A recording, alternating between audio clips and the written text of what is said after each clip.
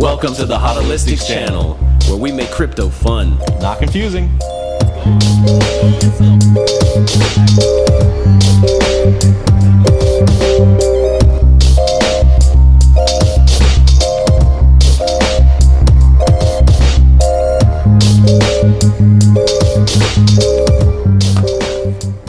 What's up, world? Welcome back.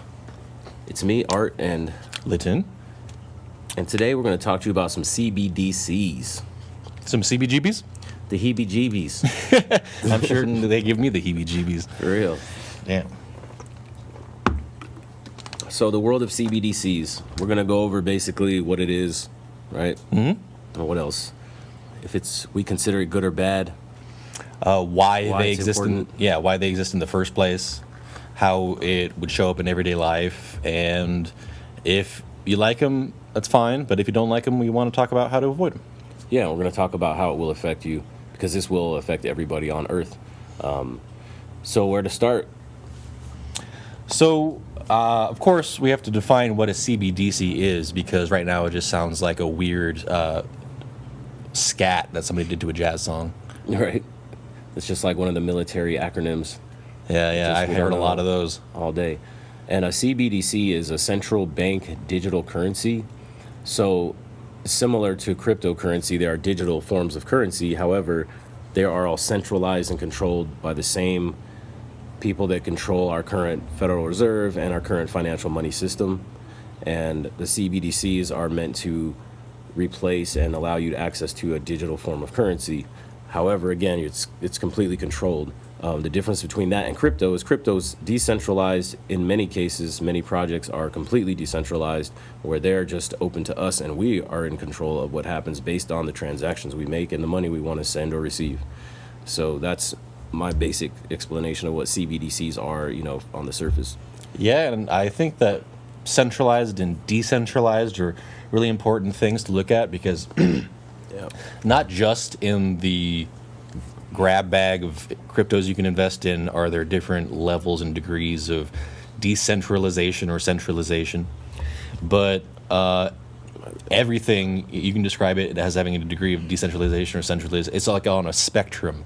But so a lot of people have this opinion about decentralization being very desirable for a currency or an asset, because we don't want any one person controlling the price or the movement or the flow of anything. And in a previous video, Art mentioned that some people don't like XRP because it's not decentralized enough. It has too many bags held by the originating company Ripple. And so people don't like that because it's not a self-sustaining, like it doesn't prop itself up as an economy. It's kind of Right. like a ward of a certain entity, whether that be Ripple or a government or one person. They call it the banker's coin. Yeah, and I mean, he knows more about XRP than I do, but just so the decentralization part is just something I wanted to touch on, because decentralization makes things fair. Right. Levels the playing field. Like we talked about in a previous video, how you can take control of your financial future using decentralized crypto. Excuse me. However, you can also benefit financially from the the decentralized cryptos, or the ones that are not so decentralized, like XRP. Like they call it the banker's coin because it's going to be used mostly by the major banking infrastructure to move money across borders and make international payments for the big banks. Pretty much almost free, very cheap, and very fast. And then you have projects like Solana that move extremely fast as well and cheap, and they're going to be serving a different purpose. For example, you have XLM, which is more like a bridge currency that would be bridging the old money onto the XRP ledger so that these banks can have access to moving the money. Before they'd have to have all these checkpoints for the regional banks to move something, and it might have to sit there for a couple days before it's approved by the managers or whoever, and then they send it over to the next bank as they're trying to move money from, say, the US to China. It would have to stop in Europe, and then it'd have to, eventually make its way there. Now it's just going to be instantaneous. They can send money in. That's going to change, that's going to change a lot of things for banking.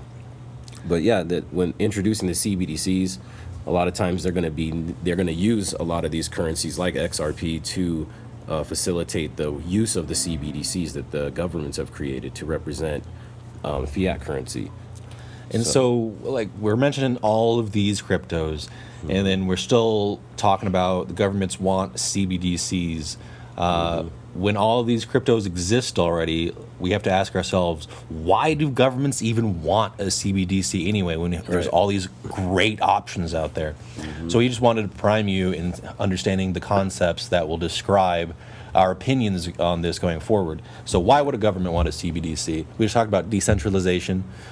Cryptos at large are too decentralized for federal governments to carry out their job, basically, which is to keep the economy running and keep the borders strong or whatever. Yeah, they determine the money supply and the flow of money. Right, they determine the interest rate, which determines the money supply. And Price so of goods. if you were just to do that on any old blockchain, since it's so decentralized and so democratized, one government wouldn't be able to have that much control over it, and therefore that's not really a viable option for them when looking at the job they have to do, which is absolute control of everything. Right. True. And that all adds up to what we're talking about, whether or not we see the CBDCs as a good or bad thing. And based on what I've seen, it's a way that will, introducing CBDCs is going to take away certain freedoms, privileges, and rights that we have established already. And the thing that helped me to really see that others agree with this in politics are you can look up articles in Florida and Ohio where the governors there have decided to ban CBDCs already before they've even been launched because they think it's a threat to the rights of the state that they're in. So, those are some of the same reasons why I don't want to ever adopt or utilize CBDCs because it's another form of control that takes to another level of, it's almost like basically human slavery to a degree where everything you do is monitored, everything that you want to do can be limited, and we can get more into that. But yeah, the CBDCs are something everyone needs to be aware of because it will affect you because, like Lytton was saying, the supply and things as it changes, the amount of money that's available and what you can do with it, it will restrict your freedoms. And that's a big point we wanted to make, I want to introduce you to another concept that really weighs in heavy here. It's trust. And of course, everybody knows the word trust. Everybody likes trust. Everybody wants to be trusted. But here in this revolutionary digital technology revolution that we're going through, we have this idea of a trustless system, a system without any trust. Now, I could trust you, but since we're in a trustless system, I don't have to. I could look at your assets and see how much you have. And some people say that's an invasion of privacy, but it gets around a lot of scams and grifts and cons and deception. Yeah, it gives you full transparency. It's full transparency. It's a distributed ledger. Literally anyone can look at it. And so this trustless system is a threat to whatever financial, economical systems are in place here because all of these fiat currencies, fiat is Latin for let it be done, meaning that they just pulled it out of the air and they said, "Oh, that'll do, that'll work," and then they've been just running it into the ground ever since 1972, let's say. And then so they want you to trust them that a dollar is worth a dollar. Continuously, we find that is not true, progressively over time, and trust the government that a dollar will continue to stay a dollar, or maybe that your dollar is going to be a good piece of value in a year, or that you're going to be safe in your country. I don't know. They want you to trust them with a lot of things. But with this currency system that we're trying to migrate to, it's completely trustless. And that's a really good way to get a system which everybody can jump onto, something where you don't have to trust anybody. It's there. It's facts. It's hard. It's science. It's physics. It's there for you to look at. Yeah, it naturally relieves a part of your emotions where, you have some fear and some discernment about your transactions and validating whether or not, it's all being verified and it's legitimate, transactions. So that's a good, a good thing too. It adds to that element where you don't have to get so emotionally involved in the side of like Litton is saying, trusting the person on the other side. The ledger will, the blockchain and the ledger will keep track of every single transaction and always verify itself. So you don't have to verify each other. It's all done naturally. And what he says when he says ledger, he doesn't mean that little doodad that I was showing you on that video. Ledger is just a buzzword in the space. What it means is the immutable ledger, because it is a consensus voted mechanism, and because everybody agrees on it, and because it's distributed, which means literally anybody can look at it at any time. Yep. That's a ledger. It's just a list of the assets in which addresses. That's the ledger we're talking about, the universal cosmic ledger, not just the brand name that we're talking about. Yeah, exactly. Exactly. And so for further reading, I found that the IMF, the International Monetary Fund, put out some literature on guidance on how different federal governments around the world can develop and produce their own CBDC. And if you just look up IMF CBDC virtual handbook, you're going to find all the chapters free to read. You're even going to find at the end of the second chapter a list of all the countries that have already been working on it. And let me tell you, it's no small countries. It's like Brazil, Hong Kong, Singapore, India, those kind of places. And so a lot of times when you hear something for the first time, you have this inkling of like, oh, maybe that's a rumor, or maybe that's just going to blow over. This is definitely not going to blow over, and the timeline is between 2 to 3 years. Right. And so that's why it's a real thing that we want to have you get on your radar immediately so that you can start preparing for these kind of things. Absolutely. And then some ways that it'll affect your everyday life. There's a thing called carbon credits that they're going to attach to the CBDCs, where they measure how much carbon output that you are expressing to the environment through travel, how much gas you buy, what food you're buying, and they're going to have it to a point where they can put a limit on how much you can spend on certain goods and services in the system. And that is very limiting, because if you're over your carbon credits, for example, they might not allow you to buy gas anymore for that month. Damn. And then in that handbook that I just mentioned, it had a little blurb from the IMF itself. It says, experts agree that limiting the amount of time that digital currency can stay in one bank account helps the economy on the whole.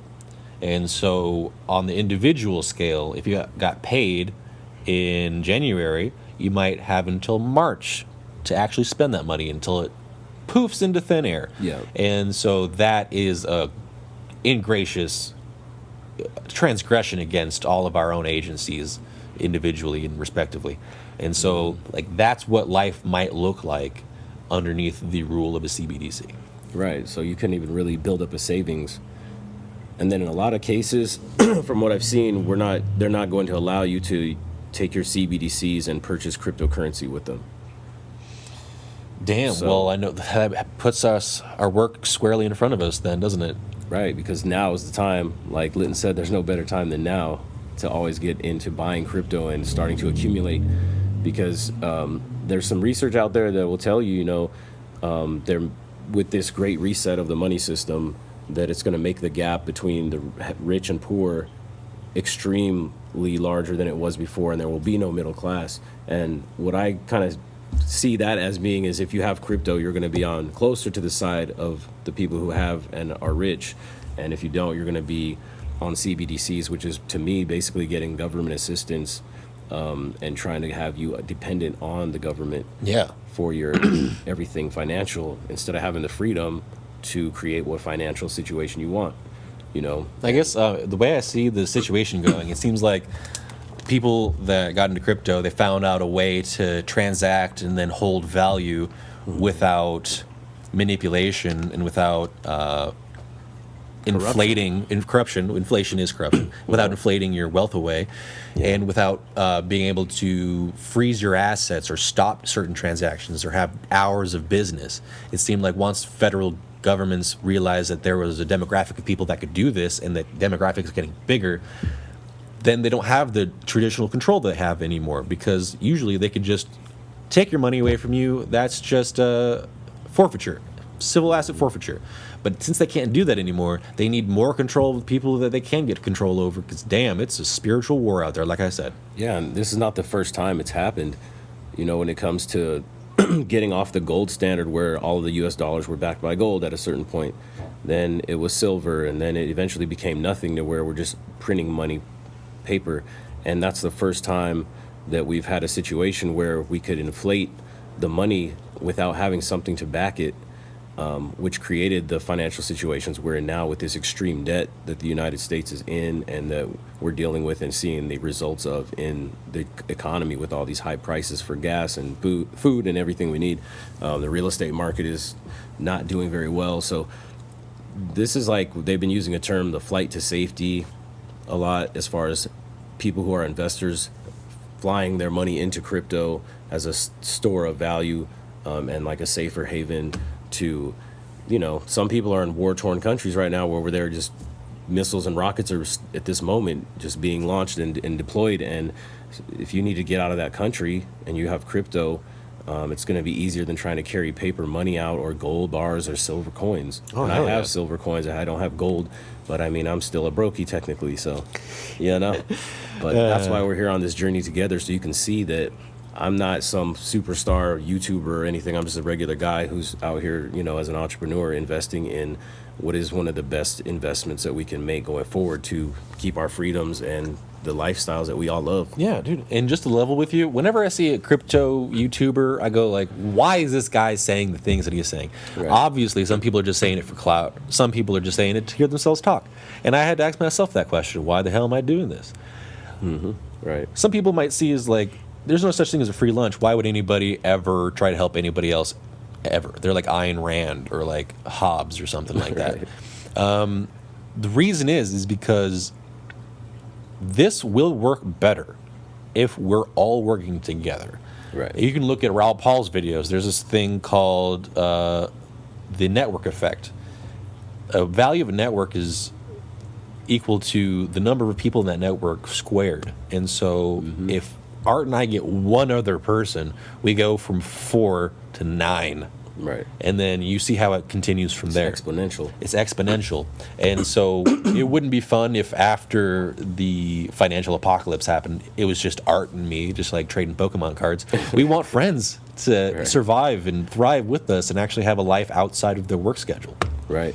And that's what we base a lot of our content on right now, is the real world questions we get from our friends and family that have no idea about crypto or have heard about it and they're getting more interested, or they've heard us discussing it and they're like, what is that? And, because it is, it's something to definitely get on board with now and be prepared for when these financial, these bigger institutions who have plans that are being unfolded, you're seeing them happen right now. So now is the time to get yourself educated about crypto and digital currencies and get yourself positioned to be able to be successful as these new programs and changes are implemented. And just to be fair to all of existence, we're not trying to shill crypto specifically. Crypto is just like a very special niche. I understand, and just put it in a walnut shell. You can avoid a CBDC by holding onto hard assets and never letting them go, and then just borrowing against them as time goes on, and never, ever, ever shorting your own assets. It could be crypto, could be land, could be paintings, but just get into those hard assets and then use those, leverage those against whatever you need in the future. Yeah, and definitely educate yourself on how to do those things. A lot of financial success is really about how much your financial education is, and that's usually self-taught because it's not taught in colleges, it's not taught in high school. But when it comes to creating your financial future, you have to take control of it, because if you leave it up to the government, their plan is that you will retire at whatever age they choose, 65 or whatever it is. They could try to change it, like all the riots they've had in France over them wanting, or was it London? I think it was France, where they were trying to change the retirement age. They're so good at striking. Yeah, for real. And there's like, once you retire, your income is obviously dramatically lower than when you were working in your working years. And then, as you can see, the price of the goods and inflation is going to continue to rise. So it puts you in a position of poverty or lack. And nobody wants that. You've worked your whole life. You've busted your ass, blood, sweat, and tears. Like, just to be real, like, we've all been through whatever we had to do to get where we're at. And it's like, You don't want to end up, you know, in the traditional corral that they're trying to push you down like cattle to wait for a 45-year cliff that you're waiting to fall off. You got to take control of what you can create, so your money's working for you, and you can have some degree of financial freedom where you're not always working hard for money. And that's the goal. Hell yeah. You want to set up that video? Yeah, man. So with these CBDCs coming out, we're just here to help you avoid the trap. We don't want y'all to get trapped up, you know. We don't want you to turn into turkey lurkeys. So we're going to leave you off with this video. Just know that the rice represents CBDCs, and you'll probably figure out the rest. All right, love it.